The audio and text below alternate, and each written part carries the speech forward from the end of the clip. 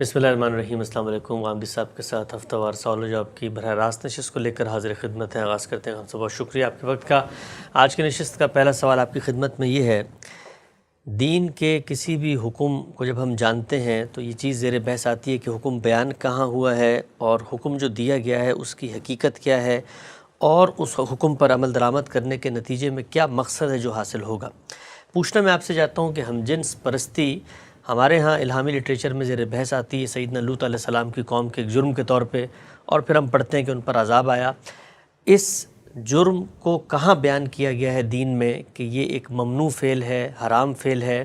اس کی حقیقت کیا ہے، کیوں ممنوع ہے، کیوں حرام ہے، اور اس فعل پر پابندی لگا کے کیا چیز ہے جو مذہب حاصل کرنا چاہتا ہے؟ اللہ تعالیٰ نے یہ بات صرف قوم لوط کے سیاق میں نہیں فرمائی، بلکہ جو اصولی باتیں کی ہیں، مثلاً سورہ مومنون میں، مثلاً سورہ معارج میں، اس میں بھی یہ بتا دیا ہے کہ انسان کو جس طرح دوسری بہت سی جبلتیں دی گئی ہیں، اسی طرح ایک جنس کی جبلت بھی اس کے اندر ہے، اور وہ اپنے جنسی جذبات کی تسکین چاہتا ہے، لیکن اس کا دائرہ اللہ تعالیٰ نے مقرر کر دیا ہے، اور وہ یہ ہے کہ یہ تعلق صرف میاں بیوی کے درمیان ہی ہو سکتا ہے۔ دین میں ہم اس بات سے واقف ہیں کہ پورا انسان زیر بحث آتا ہے، لیکن انسان کی جبلت کیا ہے، اس کی ضروریات کیا ہیں، اس کے طبعی تقاضے کیا ہیں، ان سب کو سامنے رکھ کر جو ہدف حاصل کیا جاتا ہے وہ تزکیہ ہے، پاکیزگی۔ پورے دین کا مقصد یہی ہے، یہ خود بیان کر دیا ہے اللہ تعالیٰ نے، بلکہ بڑی وضاحت کے ساتھ یہ بتایا ہے کہ دین کی ہدایت جب تمہیں دی گئی اور پیغمبروں نے آ کر دی، اور اب یہ اللہ کے آخری پیغمبر دے رہے ہیں، تو اس میں جس چیز کو نصب العین کی حیثیت حاصل ہے، جس نصب العین کو تمہیں دنیا میں پانا ہے، وہ یہی ہے کہ تم اپنا تزکیہ کر رہو، اور یہ تزکیہ ہے جس کا نتیجہ آخرت کی فلاح کی صورت میں نکلے گا۔ اس کو بنیاد سے بھی واضح کر دیا گیا ہے کہ اگر پیغمبر نبی آتے تو ہم نے جو تمہاری فطرت میں ہدایت دی تھی اس کا بھی یہی نتیجہ نکلنا تھا۔ چنانچہ آپ کے علم میں ہے کہ یہ فرمایا ہے کہ وَنَفْسٍ وَمَا سَوَّاهَا فَأَلْهَمَهَا فُجُورَهَا وَتَقْوَاهَا قَدْ أَفْلَحَ مَنْ زَكَّاهَا وَقَدْ خَابَ مَنْ دَسَّاهَا۔ یعنی ہم نے جب اس نفس کو بنایا اور سنوارا ہے تو اس کے ساتھ ہی اس میں فجور و تقوی کو الہام کر دیا ہے، یعنی اس کے اندر یہ شعور پیدا کر دیا ہے کہ کیا چیز نافرمانی ہے اور کیا چیز اللہ کی فرما برداری ہے، کیا چیز اپنے آپ کو عقل کے تقاضوں کے مطابق رکھنا ہے اور کیا چیز اپنے آپ کو خواہشات کے حوالے کر دینا ہے۔ اور اس کے بعد یہ نتیجہ بھی ہر شخص پر واضح ہوتا ہے، اگر وہ ذرا غور کرے تو یہ نتیجہ خود بھی سمجھ لیتا ہے کہ جس نے اپنے آپ کو پاکیزہ بنایا وہی فلاح پائے گا، اور جس نے اپنے نفس کو آلودہ کر لیا وہ نامراد ہوگا۔ قد افلح من زکاہا وقد خاب من دساہا۔ تو اس تزکیے کو یا پاکیزگی کو ہدف بنا کر اللہ تعالیٰ نے ہمیں ہدایات دی ہیں۔ ساری دین کی ہدایت اسی چیز کو سامنے رکھ کر اللہ تعالیٰ کی طرف سے آئی ہے۔ اس میں معاشرت سے متعلق، سیاست سے متعلق، معیشت سے متعلق، اسی طرح سے ہماری زندگی کے باقی معاملات سے متعلق، خواہ وہ انفرادی ہوں یا اجتماعی ہوں، بہت سی ہدایات دی گئی ہیں۔ وہ ہدایات اصولی بھی ہیں جن کو ہم ایمان و اخلاق کی صورت میں بیان کرتے ہیں، اور وہ تفصیلی اور متعین بھی ہیں جن کو ہم شریعت کہتے ہیں یا الکتاب کہتے ہیں۔ تو دونوں طرح کی ہدایت اللہ کی طرف سے دی گئی، اور وہ ہدایت جو ہماری فطرت میں ودیت کی گئی تھی گویا اس اجمال کی تفصیل کر دی گئی، اس کو متعین کر دیا گیا تاکہ کوئی ابہام باقی نہ رہے اور انسان اس کی پیروی کرے۔ تو اسی ذیل میں یہ بات بھی بتائی گئی کہ یہ پیش نظر نہیں ہے کہ تم کھاؤ گے، نہیں کھاؤ گے، لیکن اس میں یہ چیزیں ہیں جن کا خیال رکھو گے، اس دائرے میں اپنی اس جبلت کی تسکین کرو گے۔ وہاں یہ بھی بتا دیا گیا کہ میں نے تمہارے لیے بہت چیزیں پیدا کی ہیں، اس پر میرا شکر بجا لاؤ، لیکن کچھ چیزوں کے اوپر میں نے پابندی لگائی ہے، اور اس پابندی لگانے کا سبب کیا ہے؟ تمہاری پاکیزگی کو تمہارے اس وجود میں بھی برقرار رکھنا، یعنی اس کے ظاہر میں بھی پاکیزگی مطلوب ہے، اس کے باطن میں بھی۔ ظاہر کی پاکیزگی وجود سے مراد ہے یہ جو قالب مجھے آپ کو دیا گیا ہے، تو یہ قالب اپنا ایک باطن بھی رکھتا ہے اور اپنا ایک ظاہر بھی رکھتا ہے۔ تو جو اس کا ظاہر ہے اس میں بھی پاکیزگی مطلوب ہے، اور جو اس کا باطن ہے اس میں بھی پاکیزگی مطلوب ہے، اور وہ خور و نوش کے پہلو سے بہت سی ہدایات دے کر اللہ تعالیٰ نے متعین بھی کر دی ہے، واضح بھی کر دی ہے۔ تو انسان کو جو بڑی بنیادی جبلتیں دی گئی ہیں ان میں آپ جانتے ہیں کہ جس طریقے سے بھوک ہے، جس طرح سے پیاس ہے، اسی طرح جنس کی جبلت بھی ہے۔ جنس کی جبلت کو پاکیزگی کے دائرے میں رہنا ہے۔ کیوں یہ ضروری ہے؟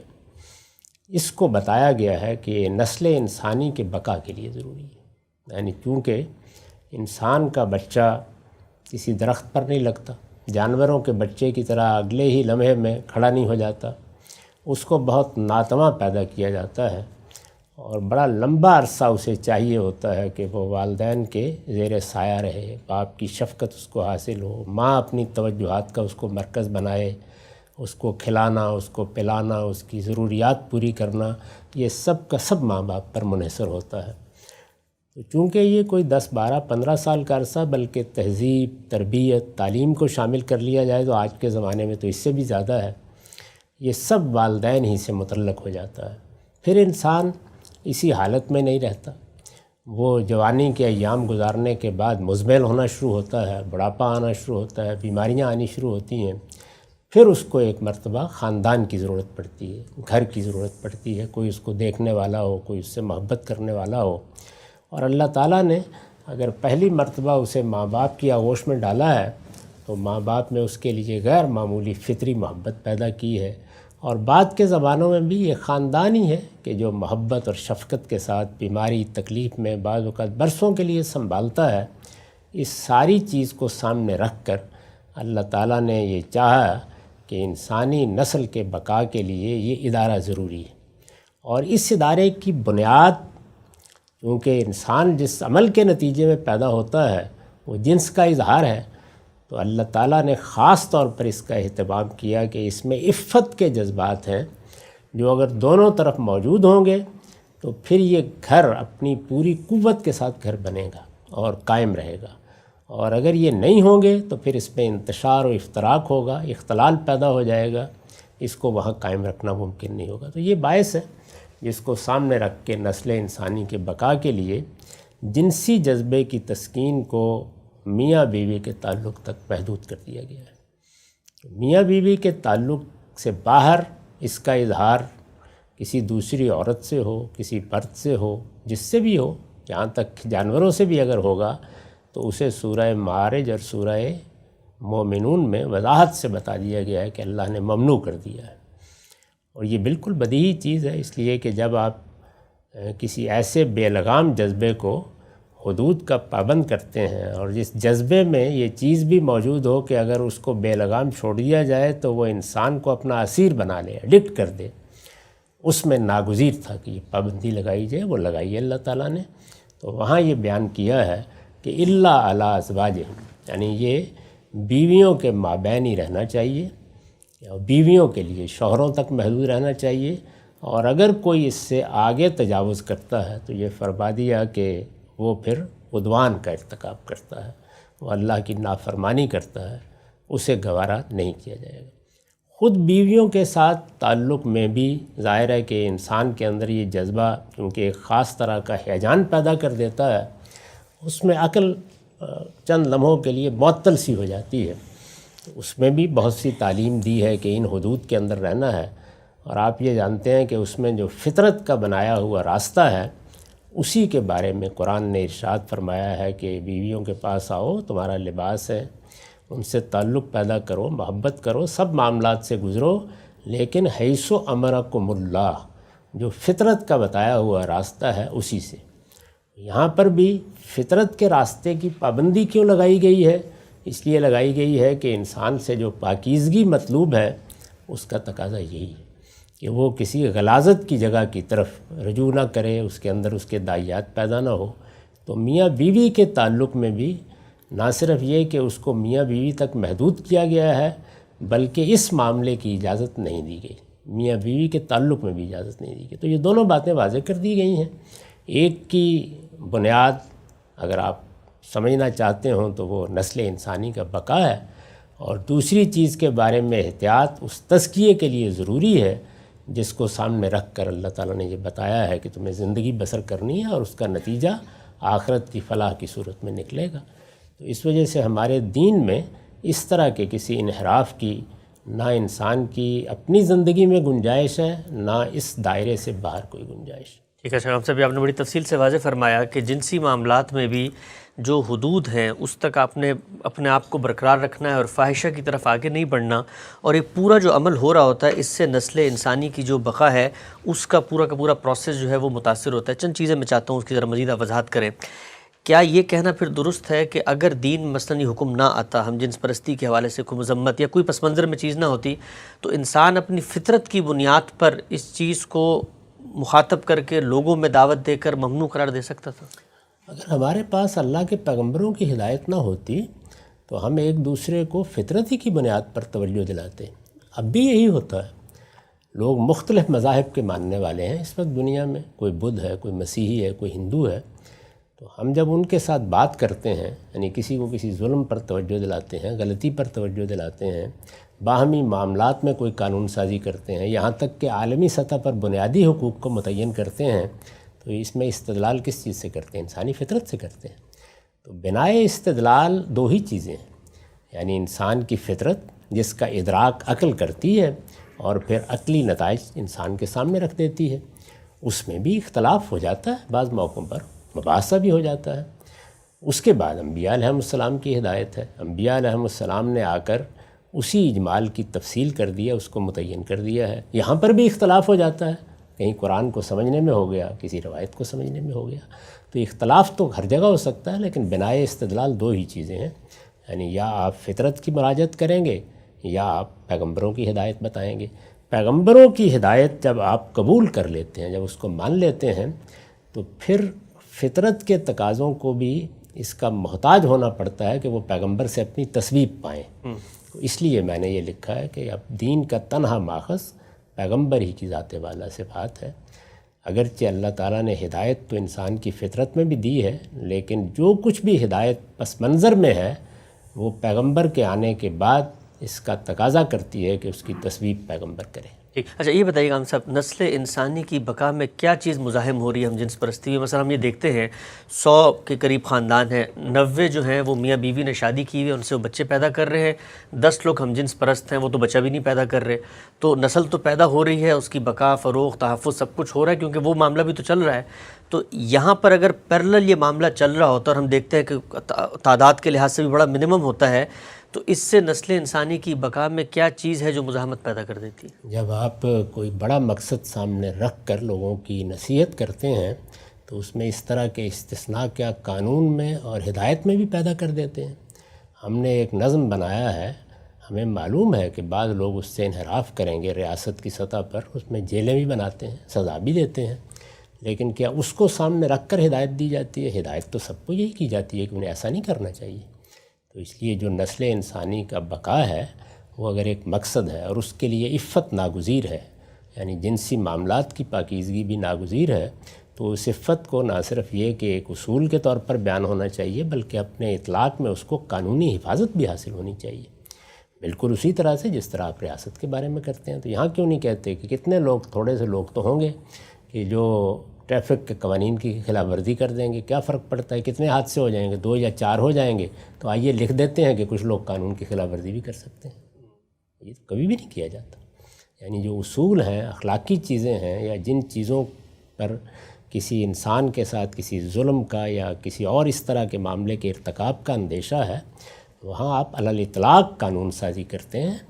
البتہ کسی جگہ پر اس سے انحراف ہو جاتا ہے تو اس سے نمٹنے کے طریقے اختیار کرتے ہیں، لیکن لائسنس کیسے دے سکتے ہیں؟ ٹھیک، ہر آدمی کو معلوم ہے، بلکہ کس وقت قوموں کو معلوم ہوتا ہے، انہوں نے کچھ قواعد بنائے ہیں قومی ریاستوں میں کہ کچھ لوگوں نے ناجائز طریقے سے آنا ہی ہے، اور بعض اوقات تو آنکھیں بھی بند کر لی جاتی ہیں ناجائز آنے والوں سے۔ آپ کی معاشی ضرورتیں ہوتی ہیں، لیکن پھر ان سے کیوں نہیں مطالبہ کرتے کہ کہہ دیں کہ اتنے لوگ ناجائز آ جایا کریں، کوئی حرج کی بات نہیں۔ ٹھیک. اچھا یہ بتائیے گا ہم صاحب، یہ جو لوگ اس طرح سے ایک خاندان بناتے ہیں، بلکہ اب تو موجودہ دنیا میں ان کو خاندان کا اسٹیٹس بھی دیا جا رہا ہے اور ان کی شادی کو بھی جس کو آپ کہتے ہیں قانونی طور پہ تسلیم کیا جا رہا ہے، وہ یہ کہتے ہیں کہ بچے آپ لوگ پیدا کرتے ہیں، اس کے بعد آپ یتیم خانوں میں چھوڑ دیتے ہیں، ہم لوگ میاں بیوی، دو مرد حضرات یا دو عورتیں ہی میاں بیوی کا وہ ایک مصنوعی رشتہ پیدا کر کے ان بچوں کو گود لیتے ہیں، فاسٹر کیئر کے طور پہ ان کو سنبھالتے ہیں، تو نسل انسانی کی بقا تو ہم کر رہے ہیں، آپ نے تو پیدا کر کے چھوڑ دیے تھے، ہم نے سنبھالنا شروع کر دی. بڑی خطرناک صورتحال ہے. ان لوگوں کی آغوش میں بچے ڈال دیے جائیں کہ جنہوں نے خود بچوں سے گریز کر لیا.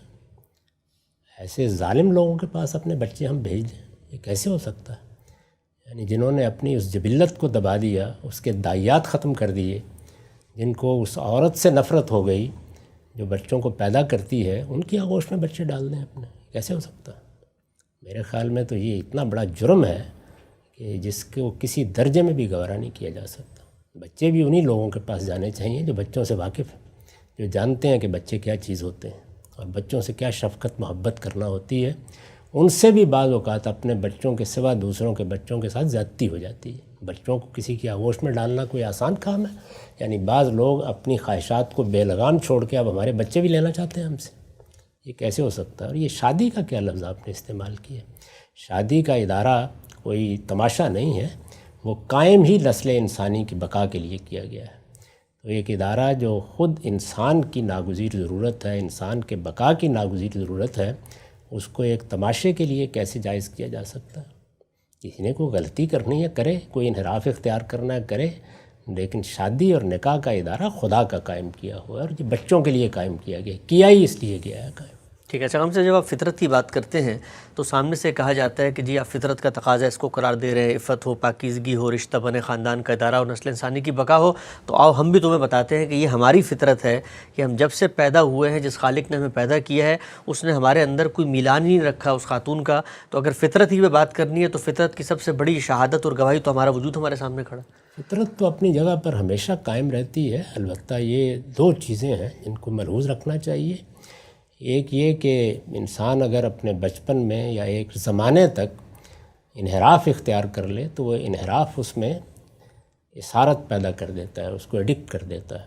یہ آپ سگریٹ پی کے دیکھ لیں یا آپ شراب پی کے دیکھ لیں، نشے کی چیزیں ہوں، جوا ہو، عورت ہو، جنس کے تقاضوں کا کوئی انحراف ہو، ان سب میں یہ چیز رکھی گئی ہے کہ یہ انسان کو اپنا اسیر بنا لیتے ہیں، ایڈکشن پیدا کر دیتے ہیں. تو اس لیے انسان کو بہت متنبع کرنا پڑتا ہے اس معاملے میں کہ اس میں ادنیٰ درجے میں بھی کسی چیز کو گوارا نہیں کیا جائے گا. اس پر کچھ قدغنیں بھی اسی لیے لگانی پڑتی ہیں. تو اگر کچھ لوگ ایک زمانہ اس طرح کے انحراف میں گزار لیں اور خاص طور پر بچپن کے زمانے میں کچھ حوادث پیش آ جائیں تو پھر آدمی یہی محسوس کرتا ہے. اور یہ بات کہ وہ آ کے یہ بات بیان کر رہا ہے، سچ بول رہا ہے یا جھوٹ بول رہا ہے، یہ بھی ظاہر ہے کہ وہی جانتا ہے یا اس کا پروردگار جانتا ہے. لیکن ہمارا تجربہ یہی بتاتا ہے کہ اس طرح کے ایڈکشن کے نتیجے میں آدمی بعض اوقات یا تو اپنے آپ کو دھوکہ دے رہا ہوتا ہے اور اسی طرح سمجھنا شروع کر دیتا ہے. یہ چیز ہوتی ہے. دوسرے یہ کہ اب ہم نے بیماریوں کے بارے میں اور انحرافات کے بارے میں دیکھا ہے کہ یہ بعض اوقات موروثی ہو جاتے ہیں. تو اس لیے اس کو اپنی جڑ ہی سے درست کرنا چاہیے. یہ اس کے لیے کوئی عذر نہیں ہے. ہاں البتہ یہ ہے کہ کوئی آدمی معذوری کے اس درجے میں چلا گیا ہے جس طرح کہ ہم انسانوں میں جو پاگل پیدا ہو جاتے ہیں تو ان کے ساتھ پھر شفقت کا رویہ اختیار کرتے ہیں، ان کا علاج کراتے ہیں. اس کو یہیں رہنا چاہیے. یہ بات کہ یہ فطرت کا تقاضا ہے، یہ کیسے ہو سکتا ہے جب کہ فطرت نے اس کے لیے جسم میں بھی وہ علامتیں قائم کر دی ہیں کہ جو بول بول کر بتا رہی ہیں کہ فطرت کیا ہے. یہ بہت اہم نقطہ آپ نے فرمایا. اچھا ہم سے بتائیے گا، خود میاں بیوی کے تعلق میں دین جب پاکیزگی چاہتا ہے تو ایام کے اندر آپ دیکھتے ہیں کہ رفاقت سے، ملاقات سے منع کر دیا گیا ہے. ایک استدلال یہ بھی پیش کیا جاتا ہے کہ جو بنیادی نقطہ ہے آپ حضرات کا کہ بھائی یہ جو موقع ہے، یہ محل ہے، اس مقصد کے لیے بنا نہیں ہے اور وہاں پر مثال کے طور پر جنسی تسکین کا سامان کیا جاتا ہے، تو ہم اگر اصل کو ٹھیک کر لیں اور وہاں پر کچھ اس طریقے کے آلات یا کچھ دوائیاں یا کچھ چیزیں ایسی کر لیں کہ جس کے نتیجے میں وہ جو تصور ہے غلاظت کا یا گندگی کا وہ ختم ہو جاتا ہے، تو پھر تو اصل ہٹ گئی، تو پھر حکم کیسے قائم رہا؟ ذرا صفائی کر کے کھانا بھی وہیں ڈال کے کھا لیا کریں. بہت معذرت کے ساتھ اس طرح کی باتیں سوچتے وقت بھی انسان کو گھن آنی چاہیے۔ جی بالکل صحیح بات ہے، ہمارے یہاں بالعموم اس طرح کے تصورات پیش کیے جاتے ہیں اور ابھی بہت بڑھ بھی رہے ہیں۔ ہم سب آخری سوال آپ کی خدمت میں یہ ہے کہ ہم نے اب تک اس پورے مسئلے کو جو اپروچ کیا ہے ہمارے مذہبی حلقوں میں، اور ہم یہ سب جانتے ہیں، ہم آنکھیں بند کر لیتے ہیں، خود اسلامی ممالک میں، خود وہاں پر جہاں پر مسلمانوں کی اکثریت ہے یہ چیز پائی جاتی ہے، اس طرح اظہار نہیں ہوتا، مغرب میں ذرا زیادہ اظہار ہو جاتا ہے۔ ہم نے آج تک اس کو موضوع بنایا ہے حرام اور جس کو کہتے ہیں ممانعت اور وعیدیں اور عذاب کی باتیں سنا کر۔ کیا لگتا ہے آپ کو کیسے دعوت کا موضوع بنائیں، کیا بنائے استدلال ہو، کیا بنیاد ہو؟ آپ نے پیچھے بتائی ہے، لیکن اپروچ کے لحاظ سے کیسے ہمارے مذہبی علماء اس کو ایڈریس کریں تاکہ جو مخاطب ہے وہ اس کو محض کسی مذہبی روایت یا کسی تصور کا ایک اطلاق نہ سمجھے بلکہ اس کی حقیقت تک پہنچ سکے؟ دعوت کے معاملے میں یہ سمجھ لینا چاہیے کہ جب بھی آپ دعوت پیش کرتے ہیں تو آپ کو دیکھنا چاہیے کہ مخاطبین کہاں کھڑے ہیں۔ یعنی اگر ان کے ہاں اللہ تعالیٰ پر ایمانی نہیں ہے، اللہ کے پیغمبروں کے بارے میں کوئی صحیح زاویہ نظر نہیں ہے، تو دعوت تو وہاں سے شروع ہوگی نا۔ اس طرح کے فتوے دینے سے تو دعوت نہیں شروع ہو سکتی۔ دوسرے یہ کہ اگر کسی خاص جرم کے بارے میں یا گناہ کے بارے میں یا اچھائی کے بارے میں آپ کو ترغیب دینی ہے تو اس کو اس کے مقصد سے متعلق کر کے بتائیں۔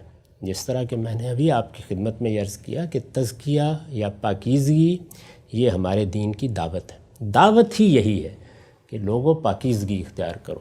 پاکیزگی جس طرح کہ میں نے کئی مرتبہ عرض کیا ہے، بدن میں بھی پاکیزگی، خور و نوش میں بھی پاکیزگی اور اخلاق میں بھی پاکیزگی۔